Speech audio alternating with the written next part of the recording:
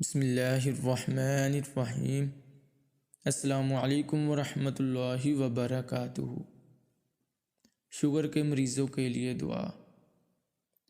Sugar کے مریضوں کو چاہیے کہ سورہ بنی اسرائیل کی آیت نمبر 80 کو بلا ناغہ تقریباً 2.5 مہینے تک 3 مرتبہ صبح اور 3 مرتبہ شام پڑھ کر پانی پر دم کر کے پیتے رہیں۔